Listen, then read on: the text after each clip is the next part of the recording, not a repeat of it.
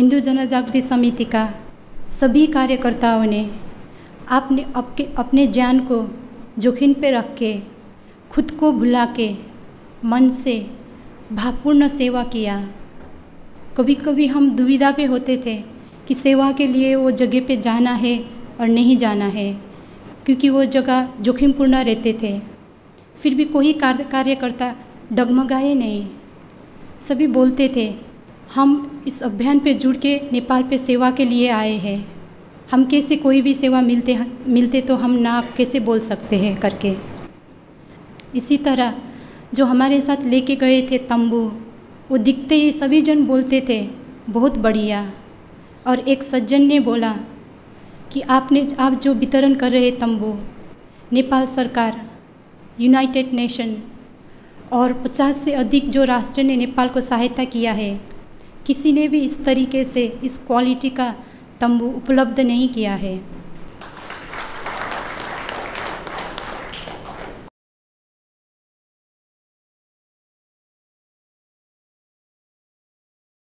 हमारा नेपाल हिंदुओं का राष्ट्र है, लेकिन हम वहाँ पे हिंदू संगठन पहुँचने में थोड़ी देर कर देते हैं।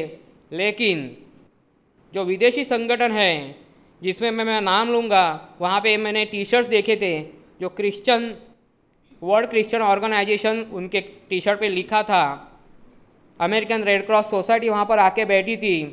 जापान और इंडोनेशिया से कुछ बौद्ध संगठन आए थे, वो तुरंत नेपाल में भूकंप होते आके बैठे थे।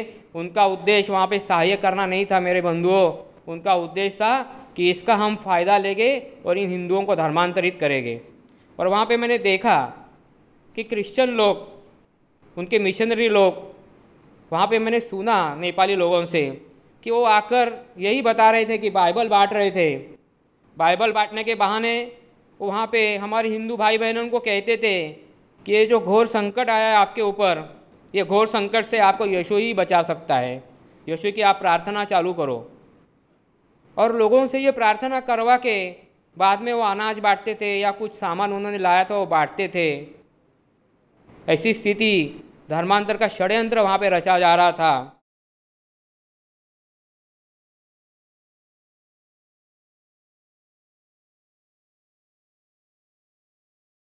आने वाले समय का वर्णन भी नाड़ी भविष्य या कुछ संतों ने ऐसा किया है कि आपके सामने मृतदेह पड़े होंगे, आपको अगला कदम रखना है तो कदम रखने के लिए ज़मीन नहीं होगी,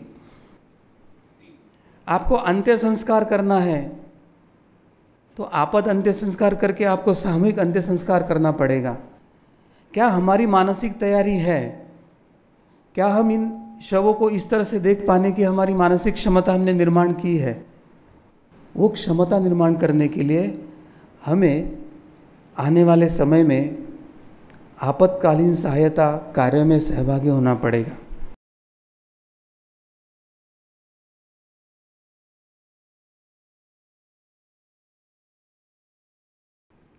कश्मीर पूरा एक जिहादी इस्लाम, एक वहाबी कल्ट और एक ऐसे माइंडसेट से गुजर रहा है जहां पर वहां का आज का युवा पीढ़ी हिंदू क्या होता है इस सबको जानता ही नहीं। वहां एक ऐसा सिस्टम बन चुका है जो नकारता है कश्मीर में हिंदुत्व की वापसी को। हमें हिंदू राष्ट्र की सच में नींव रखनी है तो उसके लिए सबसे आसान तरीका होगा कश्मीर में कश्मीरी हिंदू की वापसी कराना। ये प्रेरणा का अगर स्रोत बनाना है इस पूरे मिशन को, तो हम सबको मिलके एक शक्ति के रूप में उभर के कश्मीरी हिंदुओं के साथ साथ देश भर के सारे हिंदुओं को कश्मीर में वापस धकेलना चाहिए।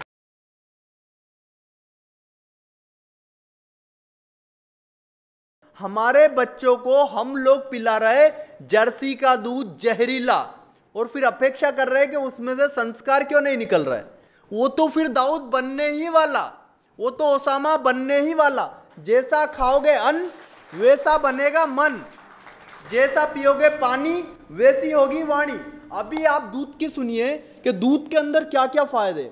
अगर भारतवासी सिर्फ गौ माँ का दूध शुरू कर दे और भारतवासी छोड़ दो सेकुलर कुत्तों को। अगर आप सिर्फ भारतवासी लोग, सिर्फ अगर धर्म को मानने वाले, गौ माता को मानने वाले लोग अगर सिर्फ गाय का दूध पीने लगे तो भारत की सारी गाय बच जाएगी। अब बोलोगे वो कैसे बचेगी? अगर भारतीय गौ माँ का दूध आपने पिया तो एक तो आपके अंदर शक्ति आएगी, संपन्नता आएगी, आपके अंदर सात्विकता आएगी। आज जो स्थिति है विकृति की, उस विकृति किसी से हमें घबराने की आवश्यकता नहीं है। आवश्यकता इस बात की है, हम जहाँ भी हैं, जिस स्थिति में भी हैं, वहीं से हम संगठित होकर के ऊपर उठने का प्रयास करें। संघ छद्वम जिस वेद की हम बात करते हैं, जिस हिंदू राष्ट्र की स्थापना की हम बात कर रहे हैं, जो हमारी संस्कृति का मूलाधार है वेद, वो स्पष्ट कहता है जब तक हम मिलकर के नहीं चलेंगे, मिलकर जब तक हम विचार नहीं करेंगे, तब तक हम किसी भी क्षेत्र में विजय प्राप्त नहीं कर सकते। इसीलिए संगठन में ही शक्ति, ये सामान्य चर्चा है, जन सामान्य की बात है, वेद की बात को ही हमने सामान्य भाषा में लोगों ने कहा, संगठन में ही शक्ति होती है। इसलिए आइए हम सब आज इस हिंदू राष्ट्र अधिवेशन के माध्यम से एकत्रित होकर के आगे आने वाली विपत्तियों को जो राष्ट्र के सामने खड़ी हैं उनका मिलकर के मुकाबला करें। इन्हीं आशाओं के साथ अपनी वाणी को विराम देता हूँ। ये हमारे लिए गौरव का विषय है कि हमारे हर पल, हर क्षण मार्गदर्शन करने के लिए एक राष्ट्रीय मंच मिला है। और निश्चित तौर से हमें मानना चाहिए कि हिंदू जन जागृति समिति के माध्यम से हमारी बात को सुनने के लिए शासन और प्रशासन को विवश होना पड़ रहा है। जयतु हिंदू राष्ट्रम, जयतु हिंदू राष्ट्रम। सनातन धर्म सूर्य उभरा, क्षात्र वीरो उठो चलो। सनातन धर्म सूर्य उभरा, क्षात्र वीरो उठो चलो, उठो चलो। कलयुग के इस कलयुग का है अंत निकट आया, संधि काल इन युगों युगों का अब समीप आया। साधना के महापर्व को साथ है लाया, सनातन धर्म सूर्य उभरा, क्षात्र वीरो उठो चलो। सनातन धर्म सूर्य उभरा, क्षात्र